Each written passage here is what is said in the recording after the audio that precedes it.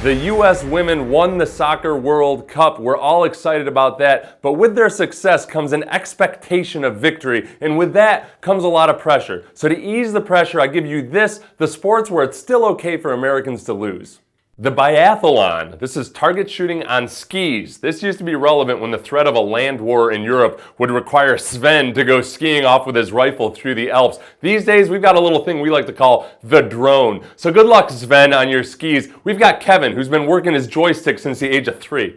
Race walking. I'm not even going to get into how ridiculous you look while you're race walking. This is the country that invented the moving walkway. This is the country that has enough money to burn off 3 gallons of gas driving around the mall parking lot looking for a spot just a little bit closer to the air conditioning. We don't need your race walking. Bicycling. And it's not even bicycling, it's the Tour de France specifically. This sport is great because we only care about it when we have somebody who's the best in the world. The rest of the time, we don't care at all. I can kind of see why the French hate us, because we crop dust them with arrogance every time somebody shows up every 2 decades that's actually good at this sport, and then we retreat off into the mist of the Atlantic as soon as a bag of needles shows up. Look, France, you can hate Lance all you want. The fact of the matter is, everybody was doping. We are 7 times better at doping than you ever were.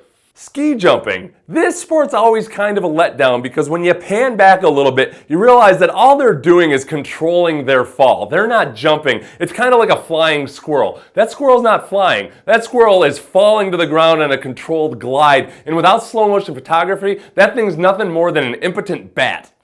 Cricket. We already have a sport kind of like this. It's called baseball. Our version doesn't take 4 days to play, and we're already the best in the world at it. The important thing about cricket is that one of the former colonies needs to be embarrassing England at any given time. Australia and India have this covered. Fencing. None of us are impressed with your foils. Everybody knows it's all about girth these days. Do you even read the Cosmo surveys? Curling. I'll give curling credit. I don't know where they got them, but there are a ton of hot curlers. Problem is, in America, our hot women are playing sports that don't give them a vitamin D deficiency.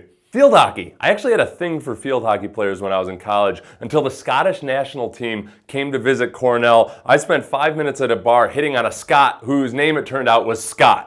Men play field hockey in Scotland. So there it is. We can't dominate the world in everything. After all, one of our duties as Americans is to help Canadians feel better about themselves. Thanks again for joining us on Deceptively Fast once again.